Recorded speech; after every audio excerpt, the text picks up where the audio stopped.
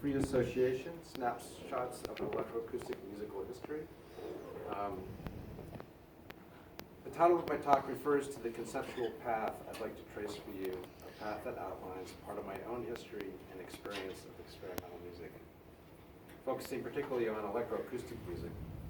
There's only one of the many possible paths through this musical territory, but it is the one that feels most relevant to my own work. Some of the examples I will discuss originate in acoustic music traditions, and I include them because they have played an important part in my approach to music and working with electronics in particular. The phrase free association in my title refers to both the connections between ideas that I will be suggesting and to the free association in computer network music, a musical form that I will be talking about later.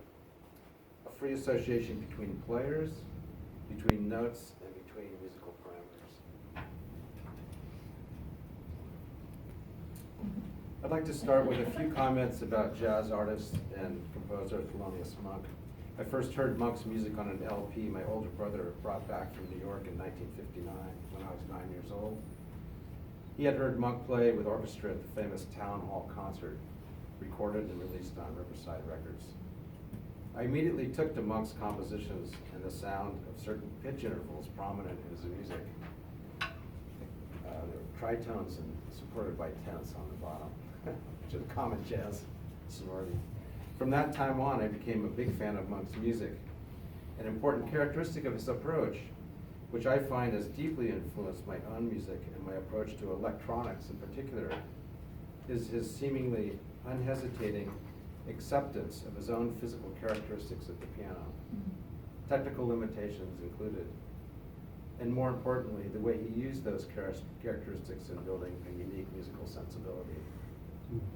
It is as if the force of his musical personality forged a coherent statement out of the disparate elements he was actually hearing coming out of the piano when he sat down to play.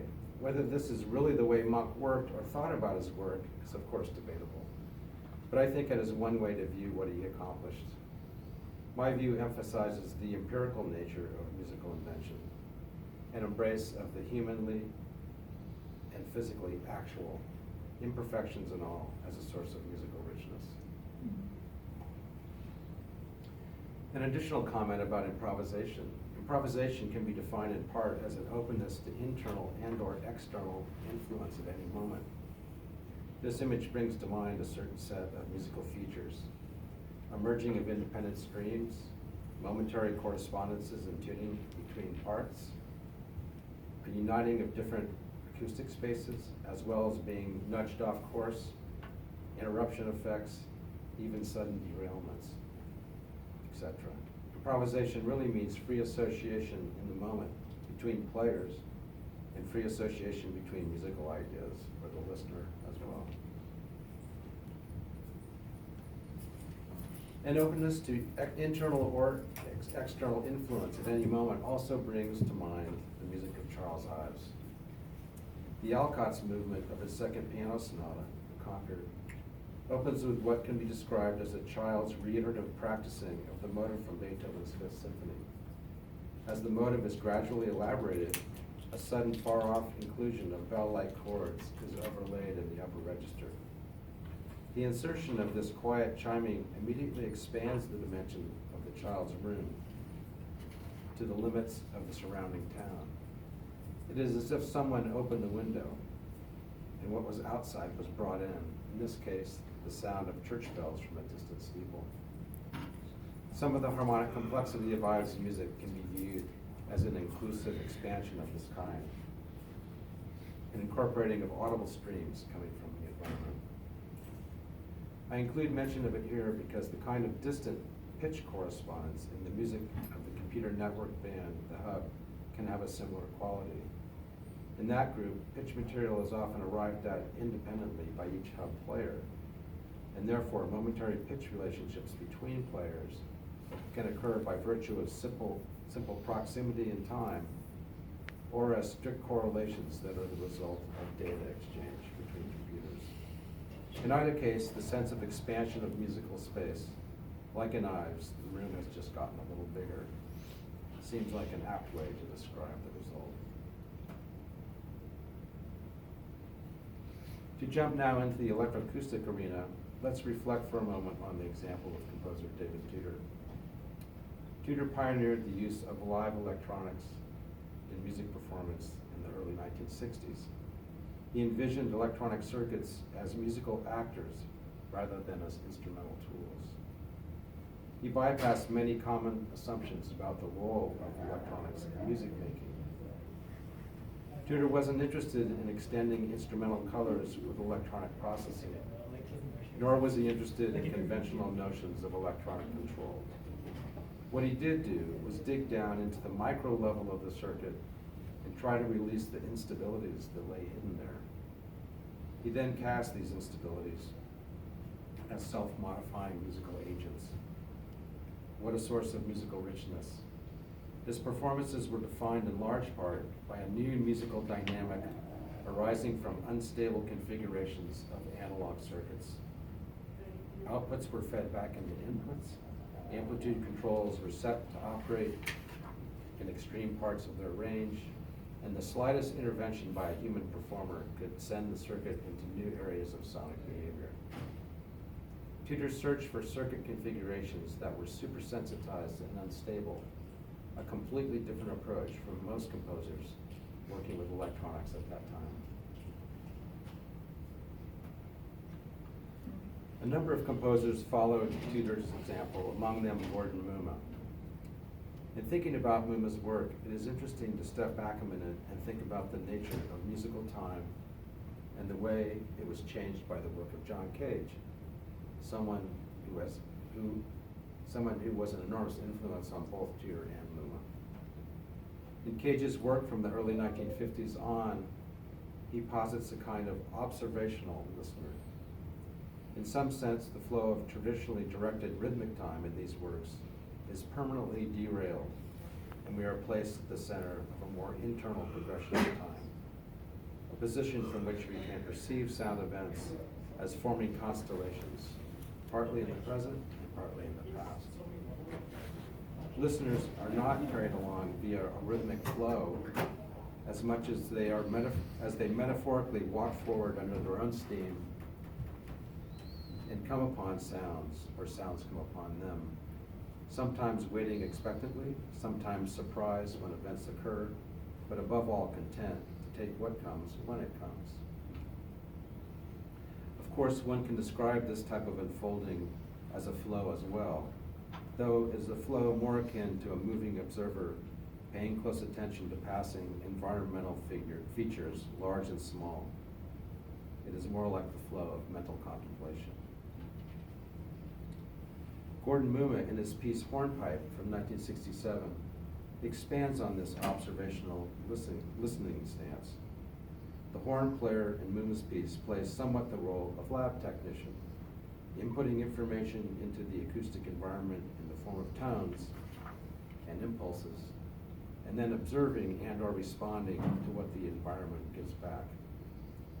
In Mumma's case, the electronic circuit interaction with the player and the environment defines the music.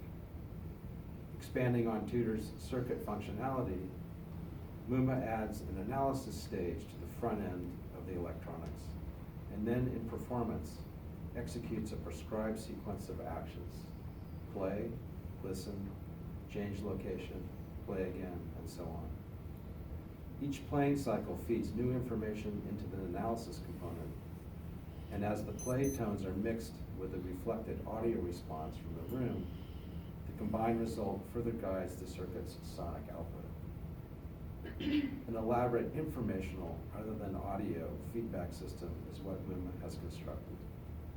The required sequence of actions is not only sonically necessary for the piece to fully operate, it also gives the performance a specific theatrical contour.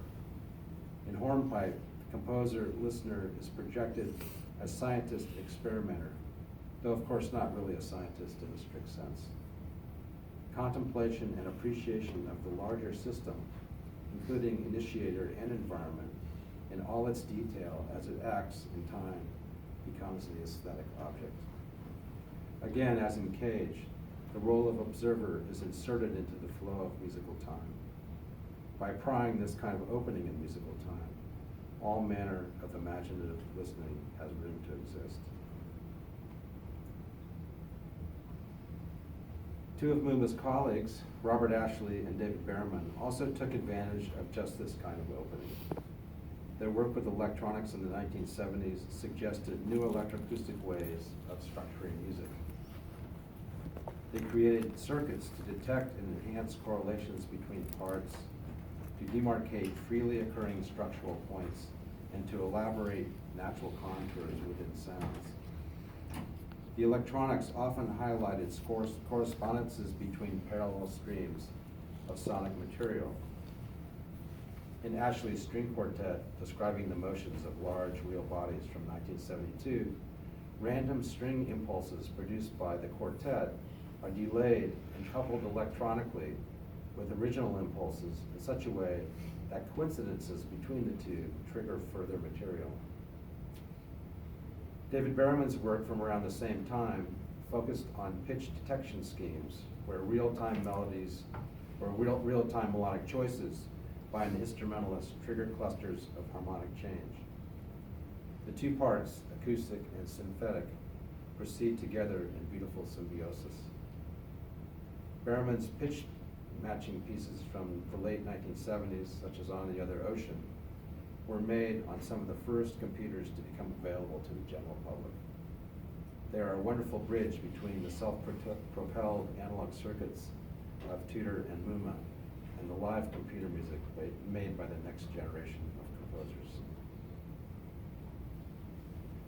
Let's think for a moment about the advent of personal computer technology and its effect on the experimental music community I'm discussing.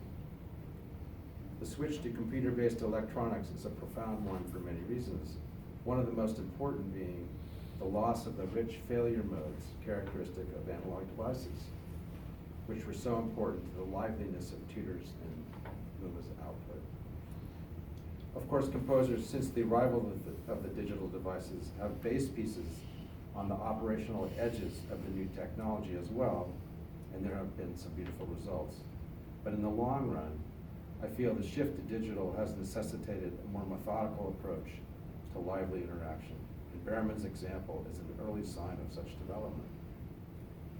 His elegant synthetic harmonies, which change under the melodic influence of a solo player, focus our attention more on periodic structural correspondence than on the continual micro-level volatility of audio generation itself. Another way of putting this is that some of the musical heat is taken off the timbral dimension and is distributed outwardly away from the micro-present into a broader time scale, creating a more stately sense of forward momentum. A momentum which is nudged forward by surprising instances of pitch alignment and sudden harmonic change. In Berman, the feeling of physical agency, human or electronic, is still there, but in a less charged form. Some have not been attracted to this cooler world, but I find Berman's example liberating. His work helped to lessen the constricting forces of the long, dominant timbral obsession in electronic music, and open the field up to other kinds of organizing structures. He created a more methodical, self-aware music where neighboring components seem to talk to one another, decide their fate in the moment, then move off together or separately. This model could be applied to other parameters as well, and elaborations and diversifications of this kind of musical structuring are a chief feature of computer network music and the Computer Network Music Forum as was practiced by the League of Automatic Music Composers and the Hub. Of course, Berman was a part of the former group for a period of time. The listening perspective in Berman again expands upon the Cagean observational stance I've described, but this time there is more specific focus on tuned correspondence, the noticing of which informs in part musical structure. The League of Automatic Music Composers started in 1978. Band members generally adapted solo, computer-based compositions for use within the group. These solos were developed independently by each composer and were typically based on algorithmic schemes of one kind or another. There was a distinctly improvisational character to many of these, as the music was always different in detail. Mathematical theories of melody, experimental tuning systems, improvisational instrument design, and interactive performance were a few of the areas explored in these solo works. More often than not, the composer designed real-time controls so that a human player could adjust the musical behavior of the algorithm in performance. These openings in the algorithm became important features when adapting the solo within the network band context. They were natural points where incoming data from other players could be applied. The solos, played simultaneously in the group setting, became interacting sub-compositions, each sending and receiving data pertinent to its musical functioning. This was accomplished by laboriously connecting our computers together, often wire by wire, to allow the flow of data from machine to machine in performance. The internet didn't exist yet. We built our own local network within a single room. The Hub formed as a group in 1986 and is still active today. The group practice over all these years manifests many of the features I have been describing. Do with what is available now rather than wait for a more perfect technology. Use an empirical approach that pays close attention to emerging behaviors of the network. Define pieces by unique configurations of components. Open parallel audio streams to alteration from outside information. Encourage an observational listening stance, improvisation, etc. I don't mean to say the Hub is a culmination of these historical practices, but more to point out part of the conceptual context in which the group arose and to outline some of the approaches that have informed our thinking. Network music has allowed us an alternative style of social connection within the domain of music performance.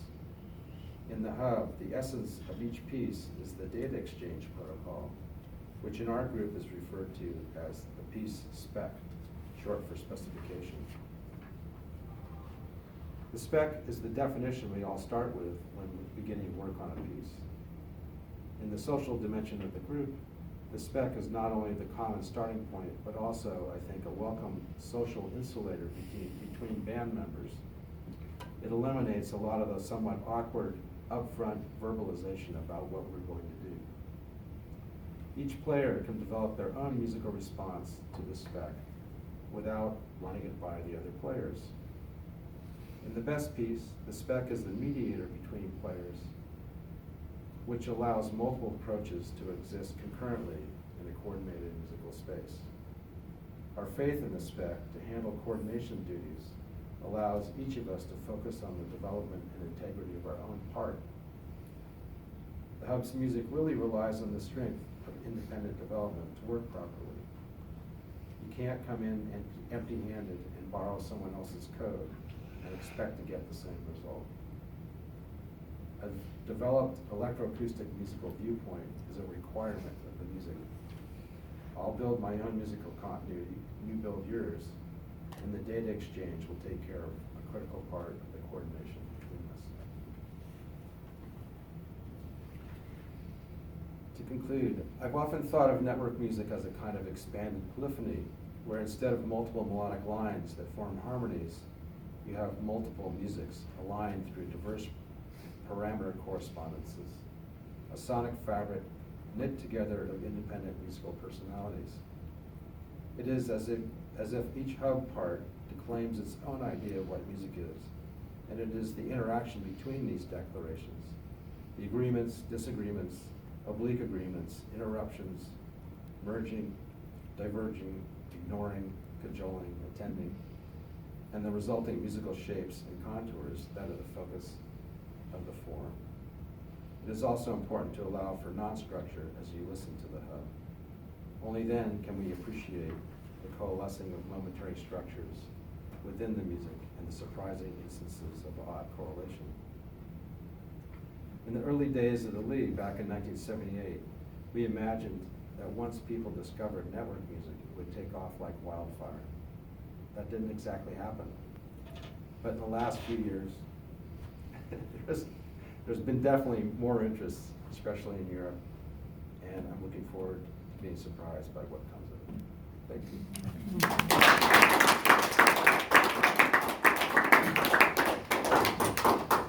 Do you still perform? Yeah. Where is the next one we can hear? Right now, there's no performances coming up, but if you want to write me at Mills College, I can let you know. I do a lot of solo performance and other groupings, but the hub itself, it's maybe, you know, we've been going so long, but one of the things about the group, it's a lot of work. It's always been a lot of work, and at the age we are now, everyone's, I mean, we're a little farther apart. Everyone's got their own independent careers, so it's harder to get everyone together. You have to. So thanks for asking. Any other questions? Question. Yeah. What was the relationship between Tutor and, say, the Moog synthesizer? Who influenced whom, or Yeah, how that's a is good it? question. Tutor used those early analog synthesizers like the Bootler particularly, and the Moog, but not a lot, because his style of analog circuit, use of analog circuits was more idiosyncratic, and one time someone described to me that a Tutor concert is, he arrives at a new city, at the new city, he like goes to the concert hall and spends 6 hours plugging together all his electronic boxes, separate boxes in a completely unique configuration for that day. And whatever's working, he uses. And you could do that on a Moog, but it would be much harder to reconfigure it like that. Okay. But that's a really good question.